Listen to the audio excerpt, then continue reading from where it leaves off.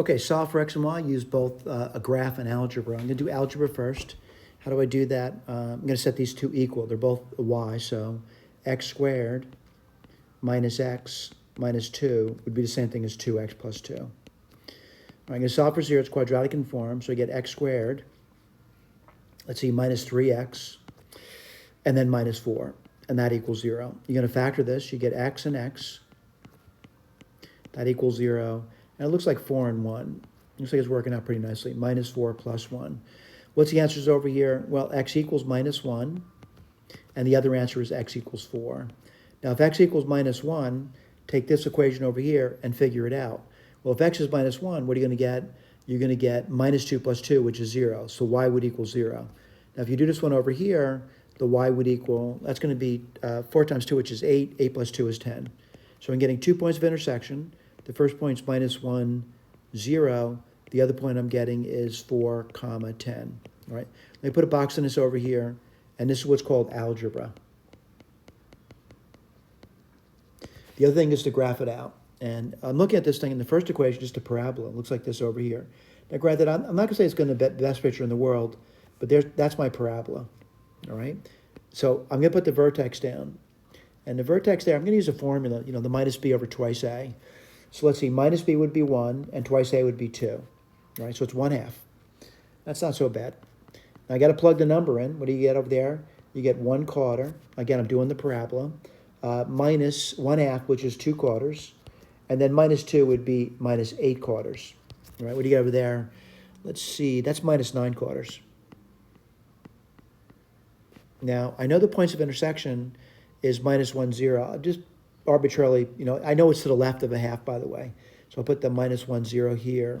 And then the other point is 410, right? I'm just going to say over here, and yeah, it's not really drawn to scale, but it's good enough for me, by the way. It's a picture of it, which is 410. And 4 is definitely to the right of a half. And it looks like this over here, all right? So that's my rough picture of a graph, and this is the graph. Again, it's a rough picture. The scale's not perfect, by the way. This one says solve algebraically, and they want an answer to it. So the first thing I do is add 2 to both sides. You get 2, the natural log of 3x is equal to 19. I would divide both sides by 2. You get 19 over 2. I'd rewrite the log as an exponential, so it's 2x equals e to the 19 over 2. And then what I do is divide both sides by 2, and I get e to the 19 over 2. This whole thing divide by 2. All right, that one's done. Let's go to the next question. Let's not go too far here. And I'm on 42. Now, 42 is a nonlinear inequality. And it's already compared to 0, but I got to get one term. So I'm going to write this over here as x plus 1. This would be x plus 6 minus 2x minus 2. And this is going to give me what? 4 minus x plus 1. All right, next up, number line goes down. What goes to the number line? 2 numbers. The top becomes 0 at 4, and the bottom becomes 0 at minus 1. And it's time to start testing things out. And I would test a number after 4, like 5. You plug it in, you'll get a negative number. And negative numbers are definitely less than 0. That gets shaded in. If I go between minus 1 and 4, I'd pick 0. If I plug that in, I get a positive number, and positive numbers are not less than 0. If I go below minus 1, I pick minus 2. The top would be positive, the bottom would be negative. Overall, it's a negative number. All right? What do I do now? Put my answer down, and we particularly stick with interval notation. What do you get over here? Minus infinity up to minus 1, union 4 to infinity. Put a box in that, call it a day. Let's go to the next one. This one's a condensing problem. We need to condense this. And I'll go, sort of like in stages here. The first thing I notice is that 2 I'm going to write as an exponent. It's the natural log of x plus 3 squared plus the natural log of x minus the natural log of x squared minus 1. Next up, I'm going to combine what's inside that grouping symbol into one log. It's the natural log. There's a product. It's going to be x times x plus 3 quantity squared over x squared minus 1. These just rules of logs we're using. Oh, by the way, that's not a half, it's a third. I'm just glad I noticed that. What do you get over here? I'm going to bring this exponent rule up here, and what do you get? Natural log it's a third, 1/3 power, so I'm going to say cube root, and it's going to be x plus 3 squared over x squared minus 1. And this is a condensation of the problem. And that one's done. Let's go to the next question. Let's make sure I'm doing this right, by the way. I'm going to look at my problems that we've been doing. And I think, yeah, we're doing pretty good. We're making good time through the problem set. This one is an augmented matrix, by the way.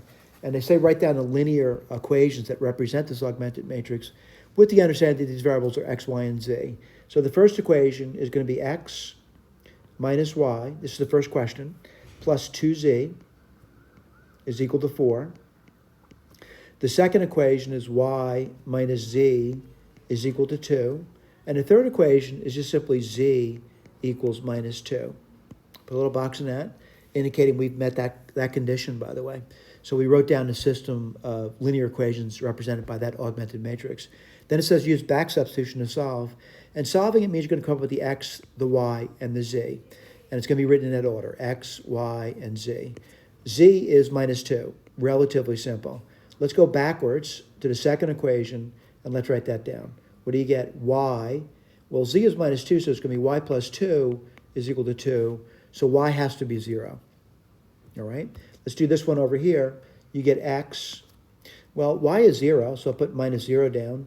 And z is minus 2, so that's minus 4 equals 4. So what does that mean? X equals 8.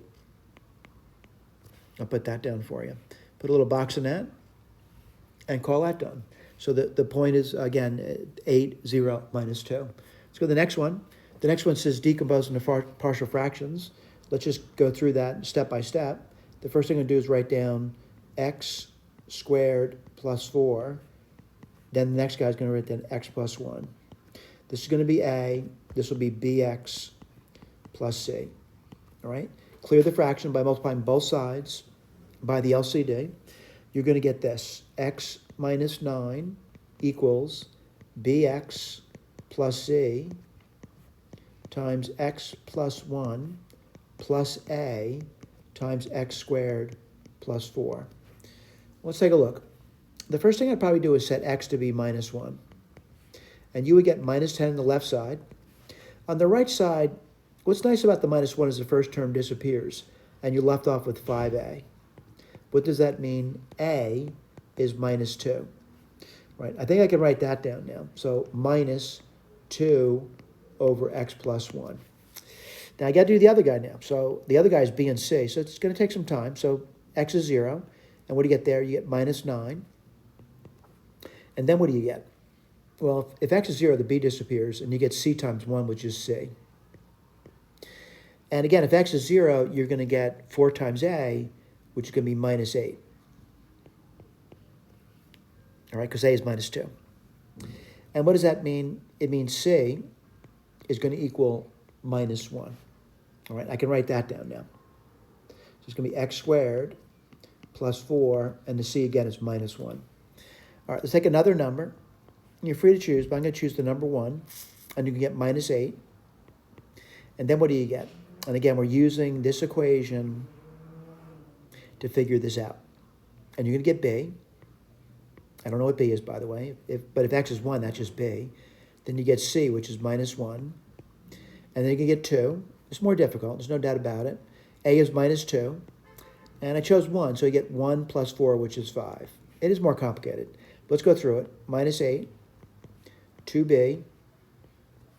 Oh, by the way, c is minus 1. I didn't write that down. Let me just get that cleared up a little bit. I think it said minus 1, but I didn't write it down. All right. Again, c is minus 1. What do you get over there? 2b minus 2 minus 10. You can get minus 8 equals 2b. Whoops. That's going to be minus 12. Wow, looks complicated, doesn't it? Add 12 to both sides. You can get 4 equals 2b. And lo and behold, b is a very simple number. So I'll put that down now. You can get 2x. All right, this gets boxed. This is my answer. All right, let's go to the next question. And we're kind of plowing through it at this point, getting pretty close to the end of it. So again, 2x minus 1 over x squared plus 4, and then a minus 2 over x plus 1. All All right, this one over here, it goes back to, polynomials, but they tell me two of the roots, and they tell me the root is 2 and minus 3. So I can write that down. And what would I write down is, I know there's factors here, and the factor would be x minus 2, because the root is 2, and the other factor is going to be x plus 3, because minus 3 is the root of it. I'm going to multiply this out, and this would give you x squared plus x minus 6, and need to divide that into that polynomial, which again, I know for some students say, oh, it's too difficult to do. We'll move on to a different problem then. It's not that bad. It's going to work out nicely. And I'll have a remainder of 0, which is a way to check it.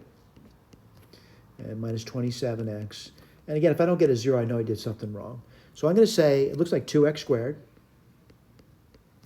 That would give me, let's see, that would give me 2x4.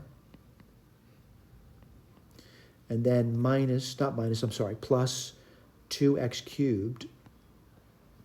And then minus 12x squared. I got to subtract. And you can get 5x cubed. Let's see, plus 8x squared. Not so bad. And then minus 27x and minus 18. Let's keep repeating it. What do you get over here? Plus 5x. What does it give you? 5x cubed. Let's see, 5x squared minus 30x. And what do you get there? You get 3x squared plus 3x minus 18. And then I'm looking at how to match that, and it's going to be plus 3. And what does that give you? Let's write that down. 3x squared plus 3x minus 18. Well, as promised, I get a remainder of 0. I am now ready to factor this thing. F of x is going to equal x minus 2, x plus 3. And all I have to do is factor this guy now, which looks pretty easy, actually. I'm going to say 2x and x. And let's take a look at that. I'm going to say 3 and 1 plus plus. Let's just check it. You do get 2x squared. You get 2x and 3x, which is 5x, and you get plus 3. So this is the factorization of the problem. All right? Let's go to the next question. The next question solved this following system by using an augmented matrix. Let's do that. I'll write this down for you. 2, 1, 3, minus 1, minus 2, 0. 4, minus 10, 4, a line, equal 11, minus 17, and 11. All right, well, thing over here. And let's talk about things I could do. And one thing, again, you're right to do whatever you want to do, but I'm going to do this over here. And I want to get a 0 here. And the way I'm going to do that is, let's take a look. I'm going to do minus 2, row 1, add it to row 2, and give it to row 2. All right, do one step at a time for you. So I didn't change row 1.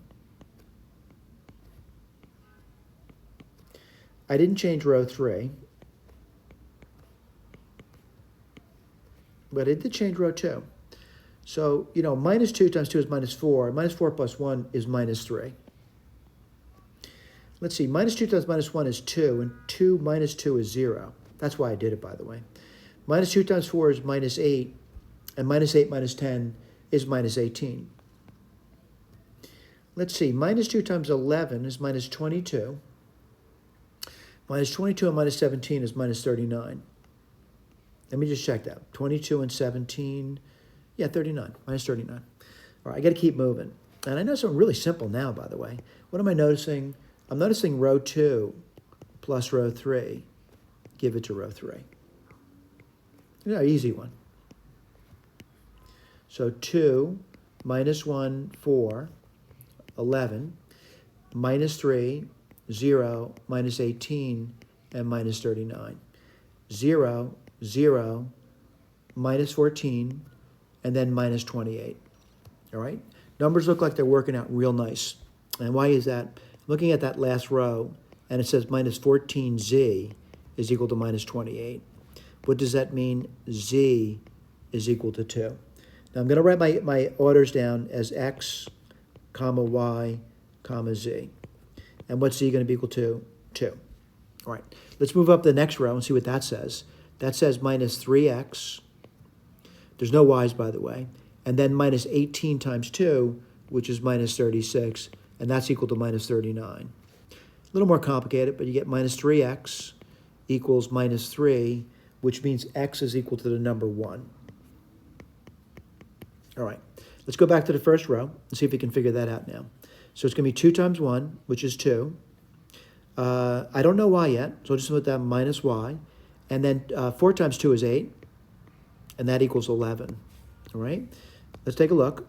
Let's see, 2 plus 8 is 10, minus y equals 11. So y is going to be minus 1. All right, now if you want to go back to your original system and check it, you can, but if you're on an exam, you want to kind of plow through that. But for extra time, I'd go back and check it later. So I'm going to say 1, minus 1, and 2. Let's keep moving. I think this is the last question. And it's, let's write this down now. So what do you get over here? Let's see, I'm going to factor x squared out. And then you get x plus 2 over x squared plus 1. All right, what's the x-intercept? Well, when does that function become 0? When the top becomes 0, and the top becomes 0 at 0. And the top also becomes 0 at minus 2. All right, so that's done. We got that one done. All right, I'll put a little box in this one over here. And that's 4 points. And I want to do the next one. The next one set x to be 0. Well, I already did that, but let's do it again. And you get this. All right, that's not so bad. Oh, linear asymptotes. Well, what I notice about this over here is this thing never becomes 0. I'm not worried about this over here. And the degree of the top is bigger than the bottom, so I'm going to do a long division and look for a linear asymptote. Let me write this down for you. So I'm going to do the work. It's x squared plus 1. It's being divided into, I'm going to write this down carefully, it's x cubed plus 2x squared. There are no x's, and there's no constants. All right, I'm going to go through this one step at a time. And this would be x. This would give you x cubed. Let's see, plus x. This would give you 2x squared minus x plus 0. Well, let's repeat. What do you get over here? Let's see, plus 2, right? That would give you 2x squared plus 2. What do you get there when you subtract? You get minus x minus 2. So this thing can also be written as x plus 2 minus, I'm looking at this remainder, pulling out a minus sign, and you get x plus 2 over x squared plus 1. This gives me a slant asymptote, and the slant asymptote is this thing right over here. So I'll write this down. I'm getting a slant asymptote. It's the only thing I'm getting, and that's y equals x plus 2. Put a little box in that. Go to the next question. The next question is graph it. All right, graphing, I realize for a lot of students is very difficult. But I got a couple of things I could put down right away. The intercepts, which 0, 0. That's an x and a y intercept, by the way. Minus 2, 0. I'll put that down. I could put the slant asymptote down. And a slant asymptote is a line that goes through the y-axis at 2, and it's an x-intercept of minus 2. Put that down. I would do simple sign analysis, by the way. And the way to do that is just, kind of look at this over here. And I'm going to say the zeros would be at 0, and the other one's at minus 2. I'm sorry, I made a mistake there. I got to erase it.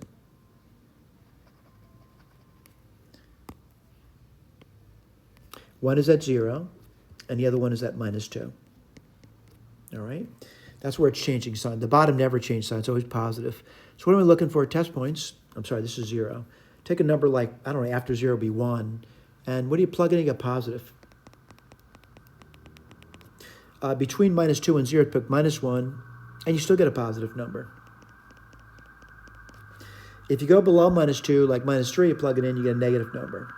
So I'm ready to, kind of sketch this in. And I know that it's positive over here, and it's going to go towards the asymptote. There's something like this over here.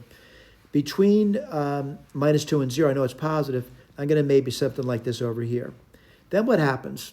Well, then it goes negative. And as it goes negative, it's going to start going towards this line over here. So this is done. And I think we completed everything out. Kind of want to count it up for you, though. 8, let's see, 14, 18, 20 points there, all right? Yeah, 20 points there, hopefully. 20, 30, 40, 50, 60, 70, 80, 90, 100. Well, barring any errors, I think I did okay. I think I had 100%. Thank you.